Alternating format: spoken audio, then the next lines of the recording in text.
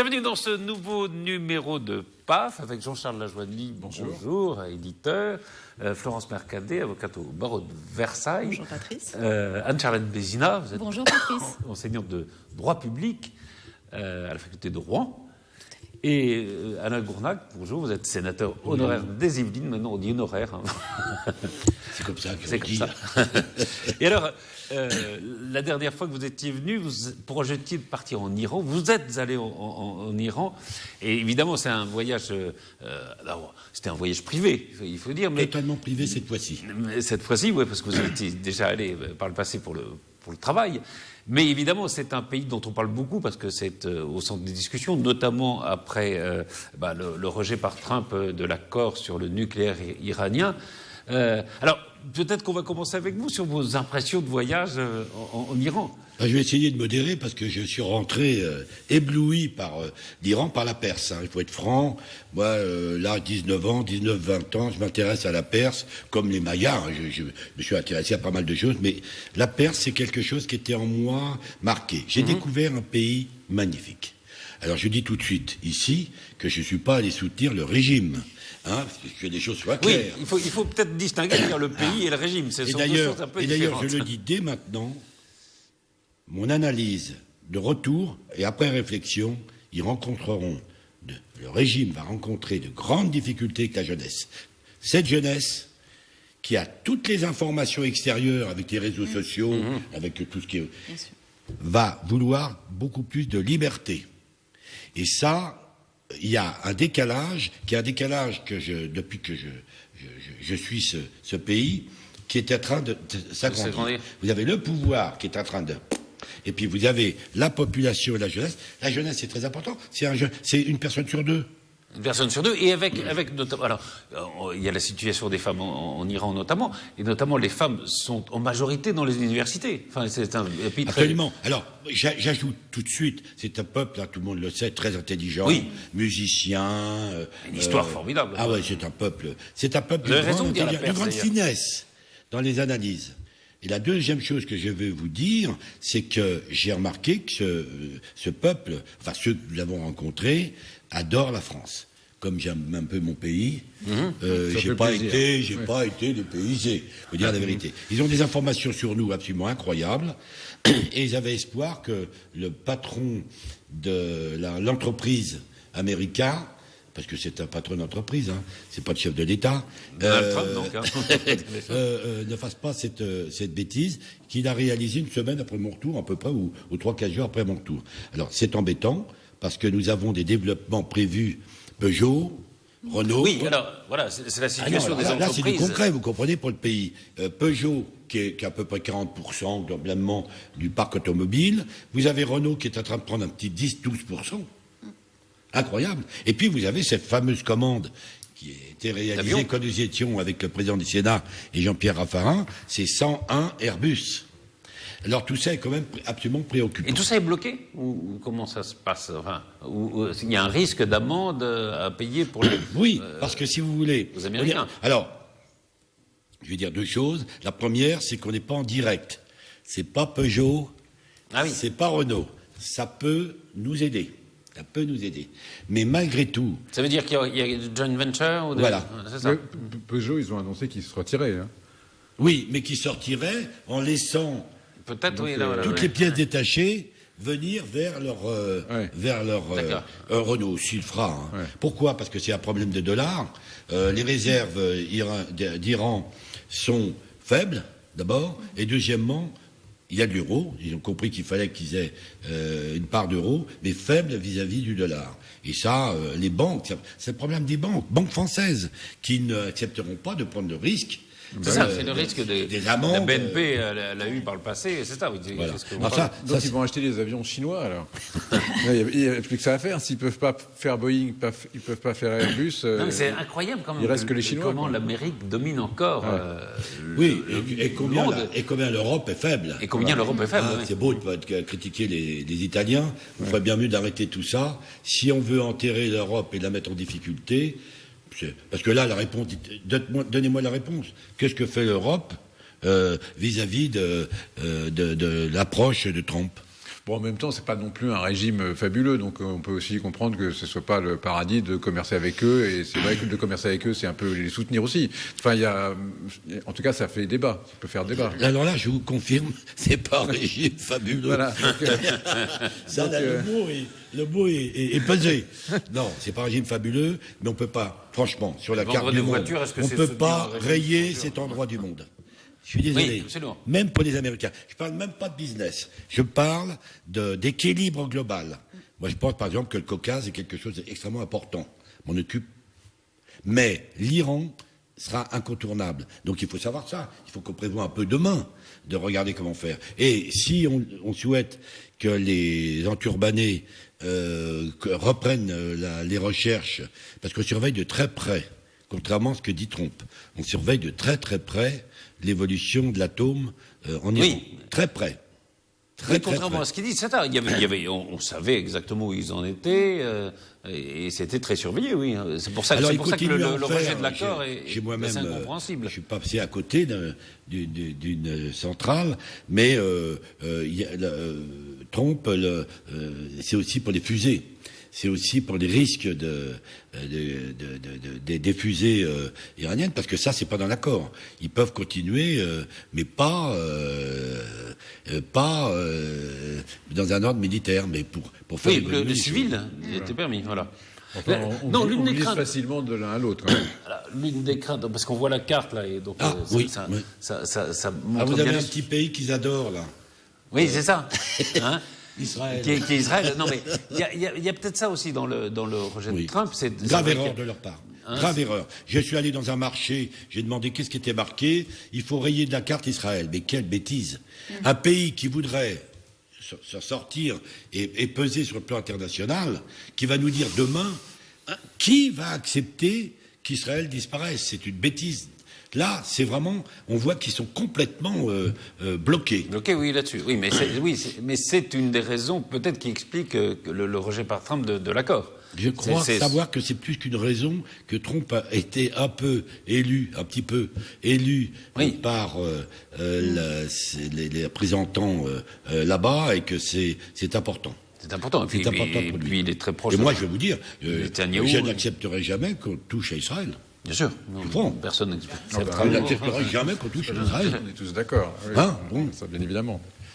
Sur ce rejet de l'accord nucléaire iranien moi, je trouve pas ça, enfin, si peut-être choquer notre ami, mais moi, je trouve pas ça si choquant que ça. C'est-à-dire, il y a un moment, on peut pas non plus toujours accepter qu'un pays soit à l'opposé des valeurs, enfin, de ce qu'on aime, de ce qu'on soutient, de ce pourquoi on vote, et puis faire comme s'il se passait rien en disant toujours, bah oui, mais comme ça, un jour, ça finira par changer. Bah oui, mais ça change pas très vite. C'est le moins qu'on puisse dire, c'est que ça fait quand même quelques dizaines d'années que l'Iran est cette espèce de chape de plomb monstrueuse.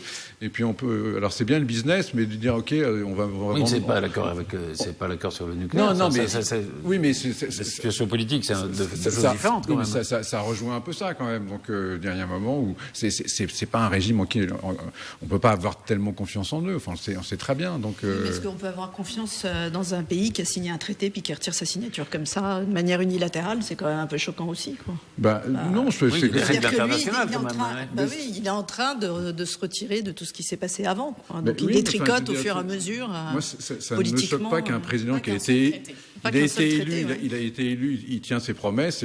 On savait. Après, moi, je suis pas américain. On va parler de Trump après, pas voté, mais justement sur le plan international, des règles internationales, c'est un pays comme ça peut se retirer d'un accord. Alors, il faut savoir que c'est un accord et non pas un véritable traité. C'est-à-dire qu'il n'a pas été signé suivant les formes qui aurait supposé un accord du Congrès, etc. Donc c'est un petit peu une forme de gentleman agreement. Ça a été fait entre président, entre personnes, en réalité. Et donc, c'est pour ça que Donald Trump, par un simple décret, ne serait-ce que par une simple déclaration, a pu bousculer cet équilibre. Alors, moi, je rejoins ce que tu dis, Jean-Charles, sur la confiance qu'on peut faire dans le régime iranien, mais moi, ce que je crois, c'est que les équilibres sont très fragiles au niveau du Moyen-Orient, et ce qu'on pouvait, en tout cas, donner comme bon point à cet accord, c'est qu'il avait une forme de bon équilibre, à mon sens, dans le donnant-donnant. C'est-à-dire que, du coup... Et de réintégration de l'Iran. Et de réintégration de l'Iran dans le jeu, avec notamment vraiment cette idée de normaliser les relations pour leur forcer aussi à autoriser le contrôle des États-Unis. Alors que maintenant, moi, je me demande qu'est-ce qui lie l'Iran pour arrêter son nucléaire. Alors vous l'avez dit, pas civil, mais militaire. Elle est plus obligée par rien. Donc, je crois qu'on est en train de bousculer des équilibres profonds, notamment avec toute la situation aussi des autres pays au Moyen-Orient, qui peuvent créer des tensions tellement fortes que remettre en cause cet accord, c'est quand même dire beaucoup de choses et annoncer un message assez négatif, à mon sens. Moi, je voudrais ajouter, je partage tout ça, même ce que vous avez dit ne me choque pas, pas du tout. Mais il y a d'autres pays qui ont signé cet accord. Oui, c'est ça. Il emmène, il efface, il donne comme nul la signature de d'autres pays, puisque ça n'a pas été traité uniquement avec les Américains. D'ailleurs, c'est pour ça qu'on a avancé. Pardon de le dire, pour nos amis américains. Je pense que l'Iran a pu avancer dans cette, c'est pas un traité, dans cet accord. Oui. D'accord. Parce qu'il y avait d'autres pays qui étaient partie prenante. Et alors nous, qu'est-ce qu'on fait? On dit Trump n'en veut plus, et nous juridiquement, d'ailleurs, on continue à être liés. C'est-à-dire que toutes les autres parties à l'accord continuent à être liées. Parce ont pas retiré, eux, leur signature. Voilà. Et il y a une volonté, d'ailleurs, je trouve, des États qui sont restés dans l'accord d'essayer de le faire survivre. Oui, alors, comment est-ce que l'Iran va accepter déjà, on a quand même eu un mot du président qui entend dire que ça commence à moins lui plaire. J'avoue qu'à mon sens, avec la puissance des États-Unis en moins, à mon avis, on est en train de déconstruire fil à fil cet accord qui risque de tomber à l'eau, ou en tout cas qui mérite d'être renégocié, parce que je crois pas qu'on peut rester sur... C'est ce qui démontre la faiblesse de l'Europe. Ce qui démontre la faiblesse de l'Europe, on verra avec le G7 également. Un mot justement sur l'Iran. L'occidental que vous êtes, quand il est arrivé en Iran, on le regarde comment? On veut savoir si vous êtes français ou américain. Alors attendez, je prends quand même avant, parce que quand je vous avais quitté la dernière fois, j'avais un rendez-vous important à Paris, mais tu vas en Iran? Mais t'as réfléchi avant de partir. Je suis sorti plus en sécurité dans tout mon voyage en Iran que ce que j'ai fait cette semaine à Saint-Ouen. Alors pardon pour Saint-Ouen, puisque Valérie Pécresse a décidé de s'y installer. Oui. Et j'allais au conseil régional, je vais vous dire que je préfère y aller moi, je ne laisserai pas ma femme se balader quand il fait noir. Bon, moi, j'ai essayé de me détacher, si vous voulez. Votre question est importante, parce que on peut s'emballer, mais l'emballement il ramène à quoi? J'ai essayé de me retirer, d'écouter énormément ce que disait le guide, énormément des traductions, puisque à un moment, on a rencontré des familles, pour savoir ce qu'était. Mais ensuite, j'ai regardé la qualité du pays. Les routes. Il paraît qu'on peut pas rouler. Dites donc. Ou alors, moi, ils ont dû faire des routes pour mon arrivée. Bon. Alors, peut-être. Ils vous ont mis sur les seules routes qui existent. Je ne me fais aucune illusion. Tintin au pays des Soviets, il y a Gournac chez les gardiens de la Révolution. Alors, pas de policiers. Contrairement à ce qu'on raconte, il n'y a pas de policiers. À Téhéran, il n'y a pas de policiers. En uniforme. Alors, je pense, c'est ce que je disais, parce que la fille me disait ça. Je dis, vous savez, on en met aussi, nous aussi, de plus en plus, sans uniforme. Je ne veux pas trahir le secret. Bon, propre, un pays très propre. Un pays qui connaît bien son histoire. La Perse, c'est quelque chose d'incroyable. C'est monté, ça a été jusqu'au Nil. C'était quelque chose d'absolument incroyable. Ils n'ont pas oublié ça. Ils veulent compter. Je parle de la jeunesse, je parle pas des régents. Ils veulent compter, et pour ça, ils ont la chance d'avoir un pays que je considère comme magnifique. Ispahan. Si vous pouvez un jour aller à Ispahan, mais c'est renversant. C'est renversant de beauté, d'eau, d'équilibre, de longueur de la place, de largeur, 1 km 500 mètres, de hauteur sur les côtés. C'est magnifique. C'est quelque chose qui m'a... et j'étais avec mon épouse, j'écoute aussi ce qu'elle ressent, qui m'a bousculé. Ouais, bouleversé même. Voilà. Alors, hôtellerie... Oh là là, hôtellerie parfaite. Restauration, nous avons essayé de manger, de goûter le local. Très bien, parce que c'est pas trop épicé, contrairement dans certains pays. Non, moi, au niveau touristique, au niveau touristique, magnifique. Donc vous conseillez? Ah, je conseille. Non, mais alors, au-delà du conseil touristique, c'est bien de s'éveiller à des civilisations comme celle-là. Oui. Et vous avez raison de la. Alors, je ne sais pas si la thèse de Bernard-Henri Lévy est contestée, mais il dit que la Perse est devenue l'Iran, et l'Iran, c'est le pays des Aryens. Alors il raconte ça dans son dernier livre. Sa thèse est contestée un peu, mais enfin, donc ce serait les Allemands qui auraient donné le nom d'Iran à l'Iran, alors que son vrai nom, c'est la Perse. C'est la Perse. Moi, j'y suis allé dans la tête, même dans l'avion, quand j'étais dans l'avion. Alain, tu vas découvrir la Perse. Oui. C'était quand même net. Bon, je vous dis pas que j'ai pas découvert l'Iran, c'est pas vrai. J'ai découvert l'Iran, mais j'ai senti par cette intelligence, par ce passé, par cette histoire, par les contacts que j'ai eu avec la jeunesse. J'ai eu un contact formidable qui a été fait un peu en dehors de ce que je pouvais faire. Bon, c'est un peuple qui soutient pas. Je vais vous dire, je n'ai pas rencontré un jeune. Oui, c'est ça. Je n'ai pas rencontré un jeune qui me dit qu'il était pour le régime. Il y a quand même un fossé entre le gouvernement, le pouvoir et la société. Et ce que vous dites, c'est que, au fond, ce fossé risque de s'agrandir de plus en plus. Vous voyez, j'ai un fossé énorme. Énorme, hein. Ouais. Et alors je peux me tromper, c'est de là proviendra les difficultés. Ils n'accepteront plus. Ils avaient un modéré, ils avaient poussé un modéré. Oui. Alors les modérés, les modérés, c'est un modéré, quoi. Pas trop modéré. Et alors ils ont mis beaucoup d'espoir. Là, c'est avec lui qu'il y a eu l'accord. Ils avaient fait une manifestation. C'est avec lui qu'il y a eu l'accord sur la dénucléarisation. Longtemps avant mon arrivée, et globalement, les libertés sont absolument bafouées. Alors, je crois qu'il y a aussi peut-être aussi une différence entre les villes, la campagne, et qu'il y a une force peut-être, le pouvoir religieux tient sa force aussi de certaines. Ah ben il y a des villes. Je suis passé dans des villes. Alors là, c'est totalement religieux. Les femmes sont cachées. Oui. Il y a beaucoup de communautés en réalité. Beaucoup de communautés qui sont représentées par des petites régions. Et en réalité, c'est pas du tout un État fédéral, mais il y a quand même beaucoup de régions qui ont beaucoup de force, qui ont beaucoup d'argent également, et qui ont plutôt envie d'être influencées par la tradition. Et c'est pour ça que c'est à cause, à mon avis, du système constitutionnel qui existe depuis la Révolution de 79 qu'on en est parvenu à un système où la religion gouverne. Et c'est ça qui enferme finalement les politiques dans un système qui est complètement déconnecté de la réalité. Où il y a le guide de la Révolution, avec les informations qui leur arrivent, avec les informations qui leur arrivent, et tous les jours ils savent ce qui se passe. Une société très éclairée, très connectée. Vous avez d'ailleurs, quand il y a eu des manifestations, c'était relié par les réseaux sociaux. Enfin. Mais ça a été réprimé par le régime, c'est ça qui est important.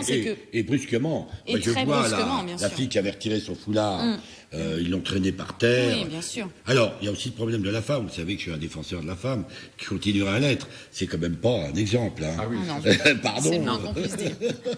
C'est pas un exemple. Non, et avec c'est quand même cette chose assez extraordinaire, je crois qu'il y a une majorité de femmes qui suivent des études supérieures. Enfin, ah oui. C'est ça qui est très majorité, étonnant, puisque je crois que c'est plus de 72-63%. Oui, c'est incroyable. Et il y a dans les universités 70%. Oui. C'est énorme. C'est énorme. C'est pour ça qu'il y a des choses quand même très contradictoires dans cette société, quoi. Vous disiez tout à l'heure, Anne-Charlène, c'était un accord, pas un traité. Le G7, alors, par exemple, Trump qui signe, et puis après il prend l'avion, et puis par un tweet, il dit finalement, non, je renonce. Là, c'est pareil, il a le droit... Là encore, c'était une déclaration commune, donc c'est quelque chose de contraignant, mais à la fois qui a cette force un peu personnelle. C'est aussi la force du G7, c'est que normalement, c'est censé être dans un petit comité pour essayer de discuter des grandes orientations. Ils sont 7. Et... alors, la dénonciation par un tweet, c'est quand même une première. C'est une première. C'est son entrée dans le système constitutionnel, ce que je trouve absolument original. Néanmoins, ça va bien avec le style de Trump. Du coup, on est vraiment complètement dans la politique fiction. Et puis, voilà, on a hâte de voir. Oui, voilà. On a hâte de voir c'est la vrai suite. que oui, quand on a vécu quand même des accords internationaux, ces sommets, tout ça. Un type qui dénonce ce qu'il vient de signer dans l'avion par un tweet, c'est quand même monte dans l'avion en disant on a un très bon accord. Oui, très bon accord. Mais il a fait ça parce qu'il était vexé. Il a fait ça parce qu'il a été vexé par les déclarations de Justin Trudeau. Si le Premier ministre canadien n'avait pas fait le matamor une fois que le grand méchant est parti, c'est un peu curieux aussi. Alors, est-ce que c'est réel? C'est pas bon. On vient de faire le matamor avec les Italiens. Je vois pas qu'est-ce qu'on va dire. Là aussi, on va en parler tout à l'heure parce que ça passe oui, c'est juste ridicule. Quoi. Et là, bon, je veux dire... Là, il y a je crois que c'est le Valeurs Actuelles qui posait cette question, Trump, idiot ou génie. Est-ce qu'on peut répondre les deux? Ou peut-être les deux. Les deux, mon capitaine. À mon avis, ça doit être possible. Les deux, il y a un peu de folie là-dedans. Il y a un peu de folie quand même. Il y a un peu de folie là-dedans. Je pense qu'il est l'exacte illustration de ce qu'avait énoncé Kissinger, qui était le conseiller de Nixon, qui avait dit il y a une bonne façon de faire de la politique, c'est de jouer au fou. Et si on ne l'est pas, et tout le monde pense qu'on va l'être, qu'on l'est vraiment, et du coup tout le monde a peur et tout le monde finit par vous céder parce qu'on se dit ce type est dingue. Et Kissinger dit si on n'est pas dingue, on gagne. Et c'est un peu quand même ce que fait Trump. Je ne pense pas qu'on puisse être idiot, comme le dit Valeurs Actuelles, et être président des États-Unis. Franchement, j'y crois pas. Valeurs Actuelles penche du côté idiot d'ailleurs. Non, mais je veux dire, il y a beaucoup de gens, et probablement autour de cette table, sûrement nombreux à penser que Trump est un abruti. Idiot, ça peut être aussi idiot. Mais je pense qu'on ne peut pas être abruti et être président des États-Unis. Moi, je connais bien Valeurs Actuelles. Génie, bon, il n'y a pas de problème. Ça. Idiot, non, je pense. C'était plutôt fou ou génie, d'ailleurs. Voilà, c'est une traduction, mais c'est pas bon. Ou spectacle, ou homme de spectacle ou génie politique. Enfin, c'est un peu. Mais attendez, il a quand même la majorité des chefs d'entreprise américains qui ne sont pas tous des idiots ou des génies qui le soutiennent. Oui, et alors il a le soutien. Il va probablement gagner le midterm. Oui, la situation des États-Unis économique est très bonne. Est-ce que ça va durer? Parce qu'il est America First, et pour les Américains, c'est important, ça. America First.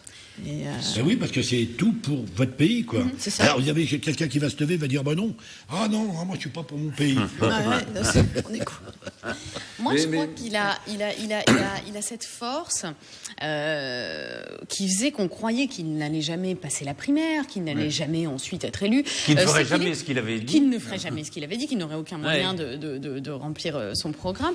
Je crois qu'il a cette force de la surprise. C'est que finalement, il a joué sa vie politique un petit peu comme sa vie professionnelle. Je pense qu'il y est allé au culot. Il y a un côté, c'est le ministre des Affaires étrangères allemande qui l'a qualifié de cow-boy et d'agent immobilier avec les défauts et les qualités des deux. Je crois que c'est vraiment ça, c'est-à-dire que c'est quelqu'un qui va au culot. Il l'a dit pour l'accord avec Kim Jong-un, je vais le sentir à la seconde, je suis habitué aux relations sociales. Et il y a une force dans cela quand même, c'est que justement, au moins, il a une forme de courage politique qui est due à sa passion, quoi. Il y va avec une certaine confiance en lui, et une forme de mégalomanie qui, à mon avis... pourquoi il a été élu, visiblement. Voilà. Donc il fait la politique qu'il a promis dans sa campagne. Il croit en lui, je crois que c'est une force. Après, est-ce que c'est tenable?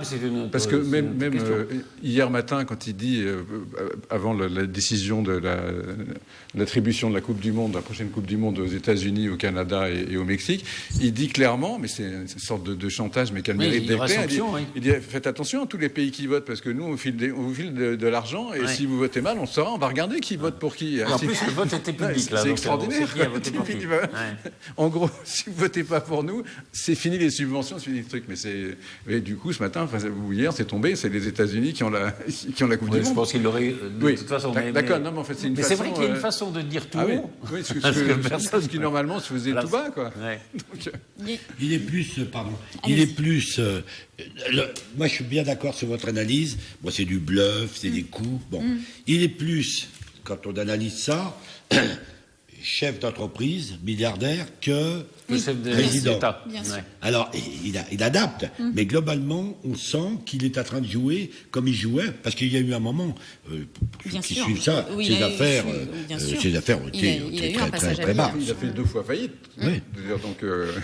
Oui, mais effectivement, là, quand il est en Corée du Nord, il a fait promoteur immobilier, parce qu'il a commencé, il est venu avec une vidéo pour montrer ce que peut devenir la Corée du Nord avec le tourisme, avec les plats. Enfin bon, c'était incroyable, quoi. Alors, cela dit, c'est assez intéressant la rencontre avec Kim Jong-un, parce que c'est vrai que ça a commencé très tendu. Personne n'avait parlé de l'un et de l'autre dans des termes aussi durs. Et finalement, ça se termine par une rencontre qui est une rencontre assez étonnante. D'ailleurs, on peut se demander qui est le gagnant de la rencontre. C'est peut-être plutôt Kim Jong-un que Trump, non ? Alors, il y a toujours pour le président américain le bluff. Là, je vois que vous l'avez sur valeur. Parce que c'est quand même difficile vous avez un rendez-vous l'année en disant... en gros, ce type est un abruti, il va jamais respecter, puis ensuite, pof, partir à Singapour, enfin dans une île, les riches, à Singapour pour lui serrer la main et lui taper dans le dos. Vous savez, il serre la main à notre président, il lui tape dans le dos. Ce que notre président lui demande, il en fait ce qu'il veut. Il en fait ce qu'il veut. Moi, je suis quand même étonné de ça, et je vais vous dire... je ne voudrais pas que Trump se trompe. C'est difficile, je ne vais pas dire non, mais... et je reste persuadé que pour lui, parce que lui, il a 40% de sa population qui est en malnutrition. Et il sait très très bien que là aussi, il y a des difficultés au niveau de réaction de sa population. Donc il avait besoin de sortir de quelque chose, mais vous savez, tous les accords de son grand-père, de son père ou de lui, Oui, il faut se méfier. Je m'en méfie. Il faut se méfier. En plus, il y a probablement derrière cet accord l'ombre de la Chine, qui a envie que peut-être que pour faire des affaires, que la Corée du Nord se remette aussi un peu dans le concert international. Et existe en tant que tel, car moi qui connais bien la Corée du Sud, ils veulent pas être en contact direct au niveau frontière, et ils ont cette Corée du Nord qui vient entre les deux. C'est ça. Et je pense qu'ils cultivent ça. Mais l'accord, alors, parce que c'est dénucléarisation de l'ensemble, Corée du Nord, Corée du Sud, départ des troupes américaines, je veux dire, c'est plutôt la Corée qui gagne là-dessus que les États-Unis. Et le Japon qui se retrouve un peu seul face à la Chine. Dans l'accord, il y a le départ des forces américaines? Ah oui. Enfin, à terme, si tout ça, évidemment, il y a des conditions, mais... On va avoir des tweets, c'est quand même plus, d'abord, c'est plus une lettre d'intention qu'un accord. Oui, voilà, non, donc, mais tout n'est pas acté complètement. Et puis après, le départ des troupes américaines, mais c'est risqué quand même. On n'a pas dit quand. Hein. Il y a quelque chose aussi qui relève de la sémantique, mais qui en réalité a beaucoup de conséquences, c'est que les États-Unis ont cédé sur la formulation de la dénucléarisation, c'est difficile. Cette dénucléarisation, elle devait être rapide, irrémédiable et vérifiable par la IEA. En réalité, on a enlevé les 3 mots, donc ça veut dire dénucléarisation progressive, probable, éventuelle, et ça, c'est le symbole même d'un accord qui n'a aucune force normative, en tout cas aucune force pour les autorités de contrôle, parce que on a retiré petit à petit chacun des termes qui pouvaient être un peu contraignants pour la Corée. Donc à mon sens, alors vous le dites, c'est plutôt encore une déclaration d'intention, mais c'est surtout une déclaration d'intention qui, à mon sens, est plutôt en train de servir la Corée. C'est peut-être un petit peu le problème d'ego de Donald Trump. Celui qui est remis au centre, c'est quand même Kim Jong-un. Voilà. Celui qui est remis au centre, c'est Kim Jong-un, et je pense que c'est l'ego de Donald Trump qui, là, est en train de lui jouer des tours. C'est qu'il a voulu, justement, jouer le cow-boy en disant « Je suis le premier à y arriver », mais... Est-ce que finalement, ça n'a pas été un peu le dindon de la farce ? Il faut se poser la question. Il ne faut pas exagérer. Peut-être pas à ce point-là, mais à mon sens... Il y a 8 mois, tout le monde était là en train de dire ça va être la guerre nucléaire, ça va être monstrueux, etc. C'était une catastrophe. Et puis là, Trump réussit quelque chose et tout de suite, on est là en train de dire oui, c'est le dindon de la farce, il est ridicule, il s'est fait avoir. Bon, je veux dire, tous les présidents ont essayé ce qu'il a réussi. C'est le seul. Encore une fois, l'Europe, nous, on a réussi à envoyer Jacques Lang un jour en Corée du Nord. Ok, c'est bien, mais ils n'ont pas gardé. Voilà. Et ils nous l'ont rendu. Bon.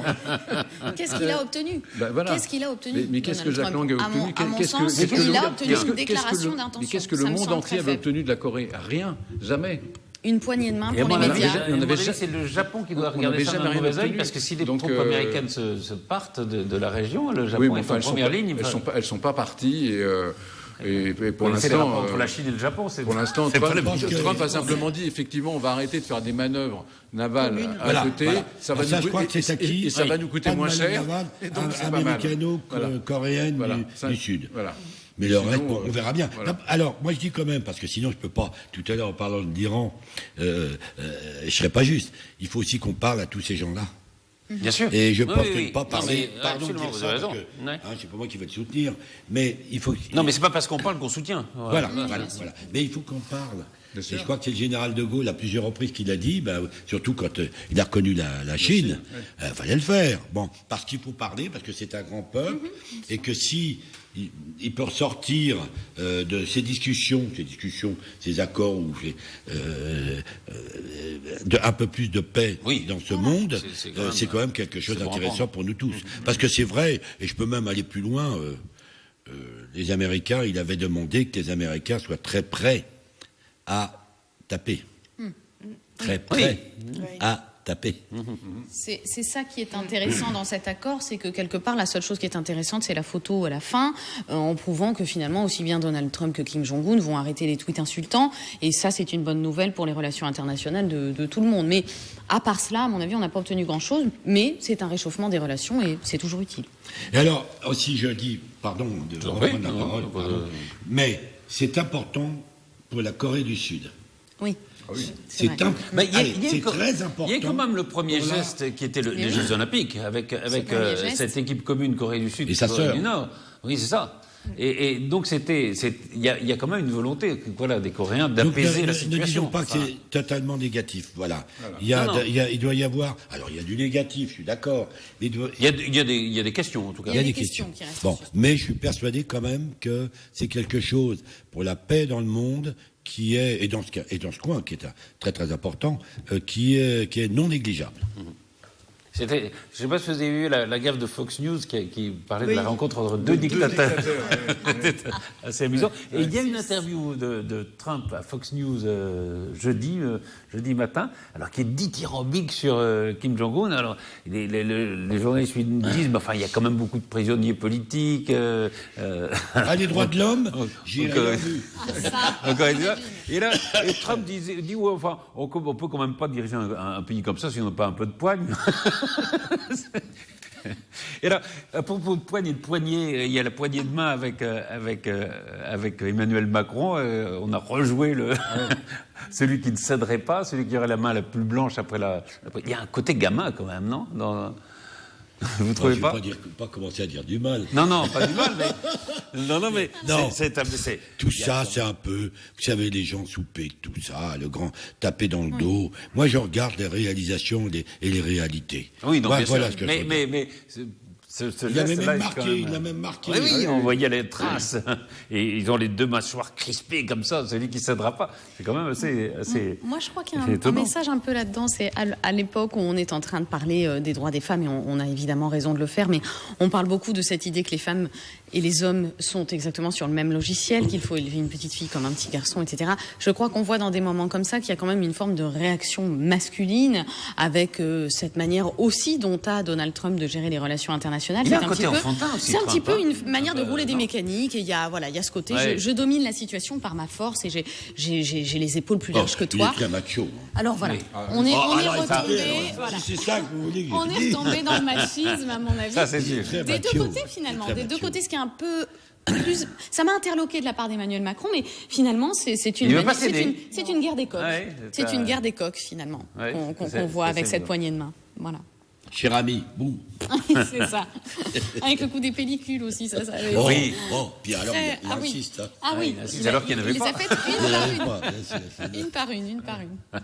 Alors, on peut passer à la situation française, éventuellement. Alors, c'est vrai qu'on a peut-être l'impression, là, il y a un grandissement du nombre de mécontents, plus 20%, je crois, en un an du pouvoir. Il y a des reculs sur le glyphosate, sur l'élevage des poulets en batterie, par exemple, de recul qui est quand même important, sur l'interdiction de l'huile de palme aussi. Est-ce qu'il y a un petit tournant dans le quinquennat, ou est-ce que, après tout, ça fait partie ça fait partie de la vie normale d'un gouvernement et d'un pouvoir. Puis sûrement du sens des réalités, parce qu'on est tous contre le glyphosate, mais par quoi on le remplace, et que peut-on dire aux agriculteurs en leur disant « ça c'est fini ». On est tous, et moi le premier, contre l'élevage des poulets en batterie, mais est-ce que les gens sont prêts à payer un poulet 40 € le kilo au lieu de l'acheter 10 € la paire de poulets? C'est ça aussi qu'il faut dire. Et un gouvernement, il est un peu obligé de dire ça. Ok, c'est bien joli de montrer des images. Ok, c'est horrible les poulets en batterie, mais quand on l'achète, quand on achète un poulet à 8 € dans un supermarché, on se doute bien qu'il n'est pas élevé en plein air. Enfin, je veux dire, après, il faut savoir ce qu'on achète. Et le glyphosate, c'est vrai que et est-ce qu'on peut se payer? Est-ce que tout le monde peut se payer un poulet à 20 € le kilo? Je suis pas sûr. Donc voilà, c'est bien facile de jouer les offusqués de tout en disant on arrête ça, mais après qu'est-ce qu'on fait, quoi? Et puis il faut que tout le monde arrête. En plus, parce que sinon, exactement, nous on est les seuls à arrêter, la farce, voilà. Même s'il s'agit de poulet. Bon. Mais par exemple, vous avez raison. Oui, si on importe après. Par exemple, sur le bio. Toute la nourriture bio qui arrive de l'étranger hors Europe n'est pas contrôlée. N'est pas contrôlée de la même façon. C'est-à-dire qu'il y a un pays qui fait des bananes en Afrique du Sud, n'importe où. Ils nous envoient des bananes, ils mettent une étiquette bio et l'Europe dit ils ont dit que c'était bio, c'est bio. Il n'y a absolument aucune certitude. Ça peut être bourré de pesticides. C'est eux qui décident dans leur pays que le bio pour eux c'est ça, mais c'est pas le même que pour nous. Donc c'est monstrueux. C'est pareil. Et l'Europe, encore là-dessus, est hyper faible. Nous, on a des normes. On interdit certains pesticides en France, mais pas en Espagne. Et comment veut-on que les agriculteurs et les... Et sur le glyphosate, c'est vrai que c'est compliqué de s'en passer du jour au lendemain pour les agriculteurs. C'est même impossible pour nos agriculteurs. Les agriculteurs traversent une période très difficile. Prenons ça aussi en compte. Avec beaucoup de travail, on est obligé de ne pas partir en vacances parce que le samedi, dimanche, il faut s'occuper des bêtes et ainsi de suite. Donc il faut aussi Cela dit, ils arrivent quelquefois à se libérer pour bloquer les stations d'essence là, en plein mois de juin. Je trouve que c'est curieux parce que c'est quand même l'époque où ils sont censés bosser. Et moi, je trouve que si les agriculteurs peuvent aller déverser du fumier à Coignères et partout, bien sûr, sur toutes les stations de service, je dis Donc, sur l'huile de palme, c'est quand même un mauvais coup pour les producteurs de colza. Hein. Oui, mais enfin, je veux dire, là, vous parliez il y a 2 minutes d'écologie et de trucs. Je veux dire, c'est quand même curieux de lutter contre un truc qui est absolument pas sain non plus. Parce que le colza qui vendent à Total, je veux dire, c'est un colza qui ne sert pas à nourrir les animaux ou les hommes. Et du coup, on importe de l'huile de palme pour remplacer le colza qu'ils vendent. Enfin, je veux dire, c'est un circuit fermé qui est hyper malsain. Donc, c'est un combat d'arrière-garde des agriculteurs. Là, franchement, ça n'a pas de sens. Et d'ailleurs, elle en est consciente parce que c'est une femme. Là, c'est une femme qui est à la tête de la FNSEA. Oui. Bon. Eh bien, elle en est consciente. Moi, je le dis, j'aime beaucoup le rural, j'aime beaucoup ce pays, l'équilibre global du pays entre grandes villes. L'agriculture française doit encore évoluer. Bien sûr. Mais sincèrement, doit encore évoluer. Et je ne le dis pas contre eux, pas du tout. Je dis à leur bénéfice. Ça peut prendre du temps. Mais ça peut prendre du temps. Et c'est pour il faut aider cette transformation. Modéré en ce qui concerne la suppression immédiate. Mais enfin, les 3 ans sur le glyphosate, c'était pas immédiat quand même. C'était un engagement de Macron. Sur le glyphosate, c'est 5 ans. Si je ne m'abuse, c'est 5 ans qui ont été décidés. Ouais. La France soutenait 3 ans. France soutenait 3 ans et finalement c'est 5 ans.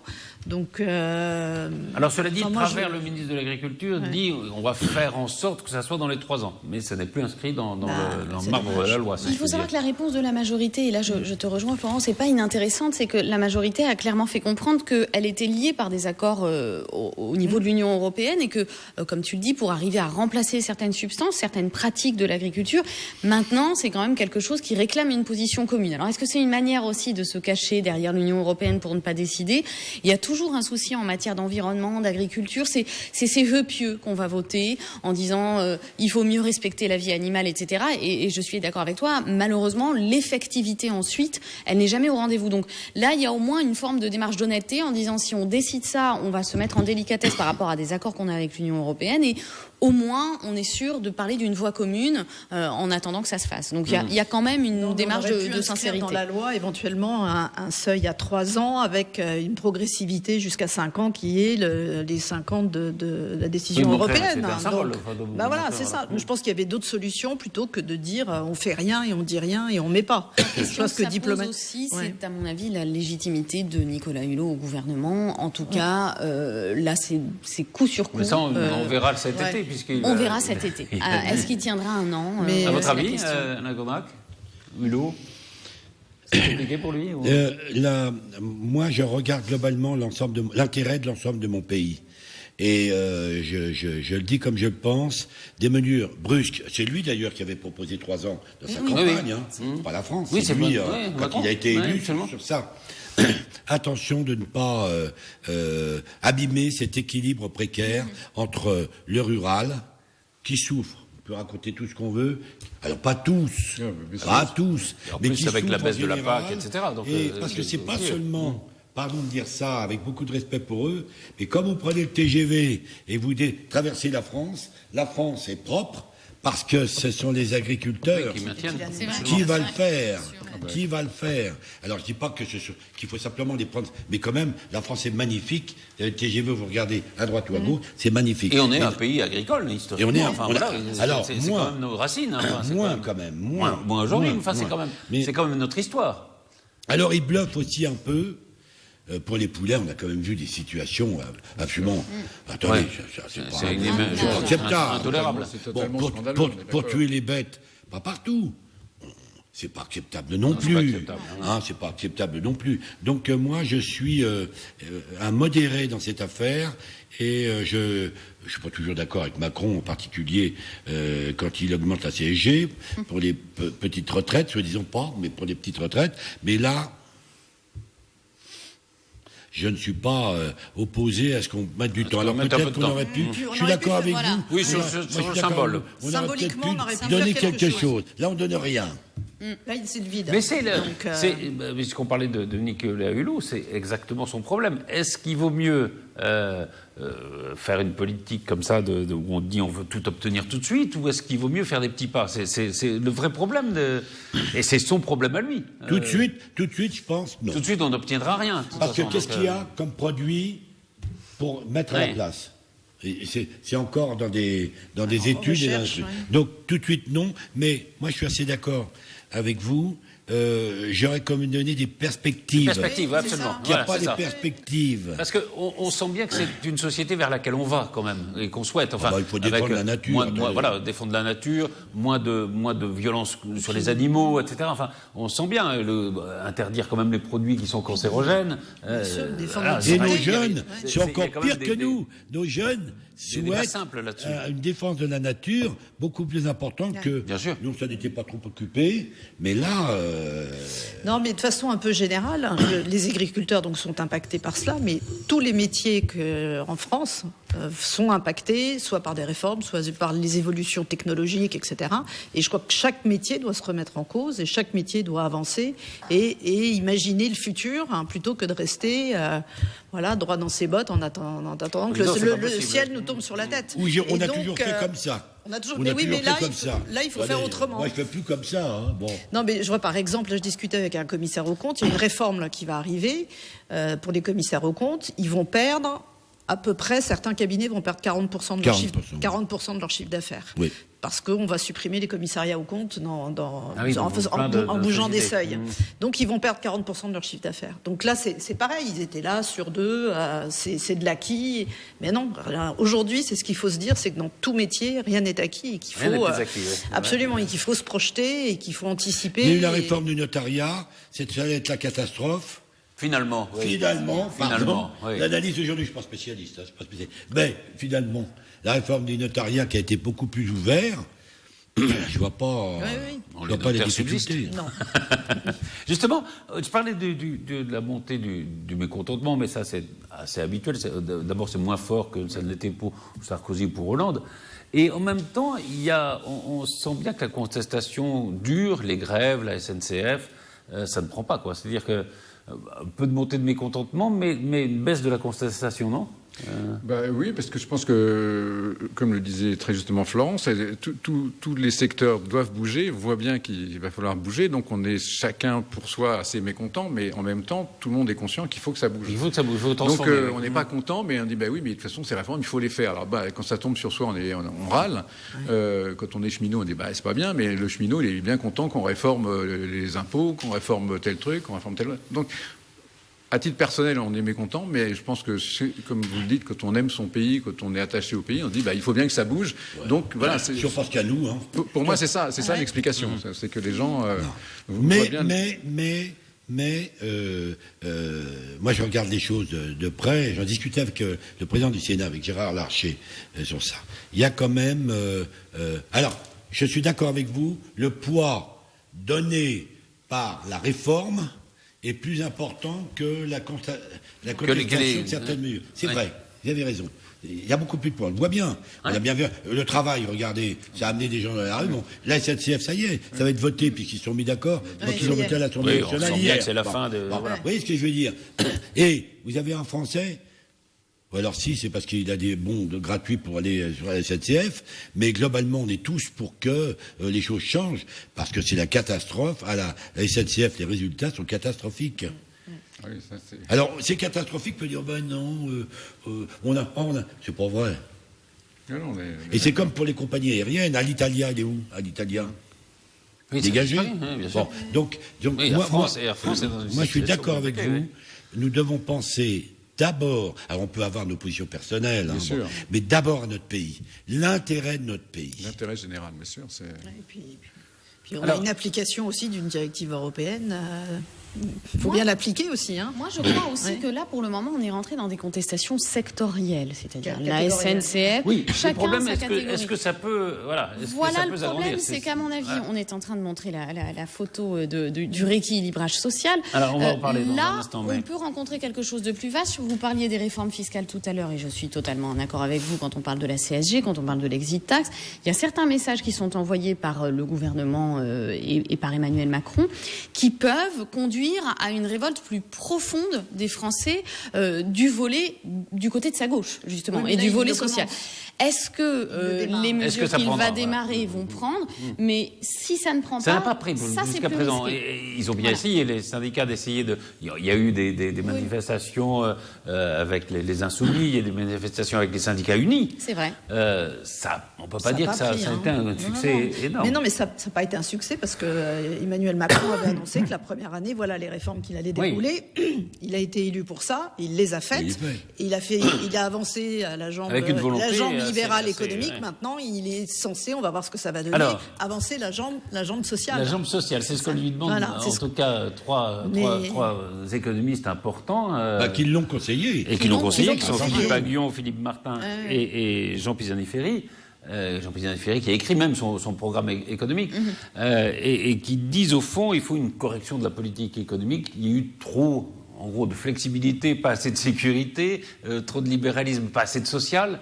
Oui, mais il fallait libéraliser avant d'aller sur le social. Est-ce qu'il y a un plan comme ça qui ferait qu'il faut d'abord transformer la France et puis ensuite, une fois que les résultats sont acquis, qu'il y a peut-être un peu moins de chômage, etc., donner un volet social plus important? Ou est-ce que, comme dit Philippe Aghion, il fait la politique de Juppé? Mais rééquilibrage social, je vois que nous avons... C'est un rééquilibrage à gauche. Il s'agit d'une... Oui, mais c'est le en même temps. Oui, c'est ça. Voilà. Mais c'est pour donner des gages à la gauche. Franchement, je suis de droite, tout le monde le sait, je ne vais pas le cacher. Il a donné beaucoup à la droite et au centre. La seule preuve, c'est quand on regarde les électeurs de LR. Oui, ils sont j'ai fait ça la semaine dernière. On s'aperçoit qu'il séduit une bonne partie des électeurs LR. Donc, il y a quand même... Alors, le Parti socialiste est dans un tel état. Alors, je ne dis pas que les LR sont dans un bon état, parce que je serais menteur.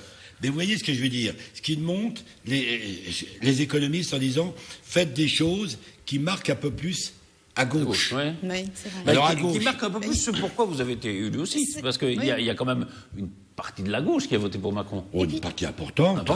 Il vient de là, d'abord. Oui, mais, moi, je suis un peu dans votre analyse. Pardon. Enfin, je ne sais pas si c'était votre analyse. Moi, je crois qu'il y a deux temps. Il y a 2 temps. Je crois aux 2 temps, mais... Allez, on modernise ce pays, voilà. On le remet sur les bons rails, c'est le moment jamais. Vous voyez ce que je veux dire? Et puis ensuite, peut-être qu'on regardera. Il a voulu hier, avec l'histoire des lunettes, des appareils auditifs, ça. Et donc il a voulu. Mais je pense que ça, sincèrement, je ne dis pas que je suis contre, puisque Afflelou est très content. Ça veut dire que ça va marcher. Bon, il l'a dit. Mais, franchement, moi je vais vous dire, tout ce qu'il a fait, c'est plutôt une approche de droite Oui, tout ou à du fait. centre. Oui, absolument. Ouais. Voilà. On va voir s'il va pouvoir barrer un tout petit peu plus à gauche. Justement, moi j'ai envie de dire attention par rapport à son discours, parce qu'on parle beaucoup sur le plateau, on est en train de dire droite, gauche, alors que ce sont des mots qui sont devenus tabous depuis le En Marche. Il avait bien précisément, je me souviens de son discours devant les écoliers où il avait eu cette pédagogie en disant justement on ne va plus penser les questions par rapport à la droite ou à la gauche, on va en faire des questions universelles. Si vraiment il veut avancer sur ce cap-là, le social n'est même plus une question sociale. Alors, la protection sociale n'est même plus une question cette vidéo quand même très étonnante sur la protection sociale, puisqu'il prépare son discours sur ce thème, et on voit la préparation du discours, et c'est là qu'il c'est filmé, c'est mis sur les réseaux sociaux par l'Élysée, où il dit ça coûte un fric fou et il y a toujours autant de pauvres. Dingue. C'est dingue. Mais oui, mais il a raison. Mais en même temps, il a raison. Un pognon de main. C'est quand même. Non, mais alors. Mais c'est juste un constat. Alors, c'est raison. Non, mais je parle pas. Alors, il y a si quelqu'un peut dire qu'il a tort, excusez-moi, il n'a pas tort. Parce que je voudrais bien voir les résultats pour ceux qui sont au RSA, par exemple. Bien sûr. Alors, attendez, il y en a 100. Combien sont sortis? Oui. Bon, et c'est une analyse qu'il fait. Mais ça va encore. Pardon, puisqu'on parle de marquage, ça va encore marquer. le marquer. Moi, sauf si c'est en effet l'efficacité qui est en cause. Moins au fond l'argent que l'efficacité. Mais ce qui est très étonnant, c'est la manière de communiquer là-dessus quand même. Cette vidéo mise en ligne par l'Élysée. Non, ce faux fuitage très organisé, fausse caméra cachée, quoi, en gros. C'est du Vauquier en mieux, finalement. C'est-à-dire, il s'est fait pincer, mais très volontairement. Alain Gournac a failli dire il n'a pas de mal. Mais... Je n'ai rien dit. Vous me faites parler quand je dis rien. Non, mais c'est très étonnant comme manière de communication, non, comme cette fausse. C'est rare, c'est la première fois que ça arrive en France. C'est dingue, hein. Mais c'est la première année, ils s'en foutent. C'est la première année. Moi, je suis persuadé qu'ils foncent. Et c'est dans la dernière période, dans la deuxième. Une deuxième période où on se rapproche des élections. Il a encore un an à foncer. Mais c'est vrai encore un an. Encore un an à foncer. Encore un an à foncer. Voilà. 12 mois, et ensuite, il faudra falloir. Et je pense que c'est là où il devrait donner plus d'équilibre, de perception, parce qu'il faut faire attention. Oui, c'est la perception que les Français. Au message qui est annoncé, bien sûr. C'est comme pour la température. Attention aux mesures fiscales. C'est là-dessus, à mon avis, qu'il a quand même quelque chose à jouer au niveau de sa légitimité. Mais après, il devient un peu moins jupitérien avec cette vidéo là, parce qu'on le voit en bras de chemise, c'est un peu style Obama dans son truc. Alors qu'il voulait pas montrer. Il avait toujours dit on ne doit pas montrer comment se fait la politique. Mais il paraît que tout est filmé, toutes ces réunions sont filmées. Voilà, mais là, du coup, il est en bras de chemise, il raconte un langage assez familier. Il change un peu sa façon de faire. C'est très marrant. Ça n'avait pas réussi à Sarkozy quand même. Non, c'est vrai. Non, c'est ça, oui. Non, mais c'est pas. Il y a des choses assez semblables entre D'ailleurs, je vais vous dire, ils entretiennent de très bons relations. Très bonnes relations. Allez, un mot sur le mondial, puisque ça commençait jeudi. Il y a eu la France le samedi. Vous êtes faites-nous rêver, demandent les journaux. Il y a deux choses qui me font pas rêver, mais qui m'interpellent, c'est que la valorisation des équipes, c'est l'équipe de France qui vaut le plus cher. Ah oui, 1 milliard. Plus d'1 milliard. On additionne et beaucoup plus que l'Espagne, beaucoup plus que l'Allemagne. Donc, c'est l'équipe la plus chère du monde, c'est l'équipe de France. Ça, c'est le premier truc. Qu'est-ce qu'il y a derrière plus cher Je crois que c'est l'Espagne. Non, mais qu'est-ce qu'on met derrière le mot le plus cher? Le plus cher, c'est le coût de chaque joueur. Le coût de chaque joueur. Et si on ajoute, ça fait plus d'1 milliard. Le coût des 22 joueurs. C'est vrai que Pogba, ça vaut très cher. Pogba, Griezmann, Mbappé, tout ça. Et l'Espagne est franchement en dessous. Et puis après, on a gagné sur l'argent déjà. Voilà. Déjà là, on a gagné. Ça, c'est bien. Et puis, le deuxième chiffre, c'est que seulement 4% des Français pensent qu'on peut gagner. Oui. Voilà, ça, c'est curieux. Ouais. Alors que, cela dit, en 98, je pense qu'il n'y avait pas beaucoup plus. Pour beaucoup de spécialistes du foot, la France fait partie des favoris. Ouais. Mais en fait, pour l'opinion publique, les gens n'y croient pas trop. Mais bon, après, c'est un peu l'opinion publique. Ils vont gagner un match, puis ça va être la folie. Donc... Est-ce qu'on n'est pas tous un peu restés sur l'ancien logiciel? Est-ce que c'est pas 98 qui nous a laissé une forme de d'images tellement d'Épinal que regardez, c'est ça, on nous entretient l'équipe de France de 98 qui a joué mardi soir sur TF1, 6,5 millions de gens qui ont regardé un match de 50. Je crois qu'on nous entretient un peu là-dedans. C'était mieux avant. C'est une analyse à faire qui va jusque sur le plan politique. Bien sûr. Parce que moi, je suis d'accord, le Parisien, faites-nous rêver, les Français ont besoin de rêver. Les Français, alors dans une part, ils ne sont pas que des rêveurs, je ne veux pas dire ça, mais les Français ont besoin de rêver. Ils considèrent que le moment est difficile, les moments de réforme est toujours difficile. Parce qu'il y a bon, et les marqueurs sont plus au même endroit. Mais moi, je reste persuadé que c'est un peuple que nous devons faire rêver. Alors, je souhaite qu'on gagne, mais globalement, c'est quelque chose de positif. On est quand même dans un équilibre de la société qui est extrêmement fragile. Extrêmement fragile. Extrêmement fragile, avec peut-être un petit retour d'optimisme quand même. Oui. Et ça peut contribuer en effet à faire... En 98, ça avait fait du bien à la côte de Jacques Chirac. En effet. Absolument. Donc, ça aurait pu faire du bien à la côte de Jospin, d'ailleurs. C'est Chirac qui a pris en main. Mais il n'a pas transformé. Il n'a pas transformé. Oui, c'est ça. Et 4 ans plus tard, il y avait quand même Le Pen au deuxième tour, après la France de Le Blanc-Beurre. Donc il faut faire attention à ça.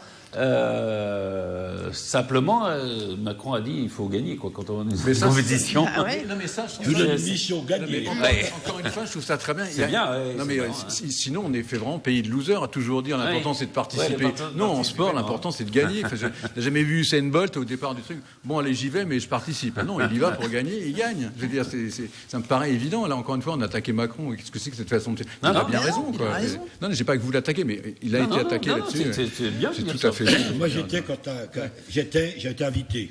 J'ai un copain qui m'avait invité. Il avait invité un Algérien qui venait pas. Il me dit il y a une place. Le ministre de l'Intérieur algérien. Il y a une place le matin. Parce que je voulais mettre ma télé. Il faisait beau ce jour-là. Oui, il faisait beau. 12 juillet. Et il me dit, je lui dis d'abord, je veux bien venir si j'y vais. Pas les transports en commun. Mais c'était un moment que je n'oublierai jamais. Et je suis pas un grand fouteux. Non, mais c'est un moment de communion. C'était une ambiance exceptionnelle. Mais c'était une ambiance incroyable. Même à la sortie, les voitures de police avaient mis leur gyrophare. C'était incroyable. Et c'est quelque chose que j'ai là. Qui reste. C'est pour ça que je crois dans mon pays. Parce que je crois qu'on peut avoir, et dans notre histoire, des moments difficile. Je suis en train d'en étudier c'est la guerre et ce qu'on a fait, comment les Français ont fait, parce que tout est beau, tout est beau, le roman est beau. Et puis aussi des moments où on est capable de faire des grandes choses. C'est un peuple capable de faire des grandes choses. Alors là, il leur demande, il dit, mais attendez, allez-y, ça nous coûte une fortune, il m'avait dit. Gagnez. Merci infiniment Alain Gournac, merci beaucoup Anne-Charlène Bézina, Florence Mercadet et Jean-Charles Lajoie. Et à bientôt pour un nouveau numéro de PAF.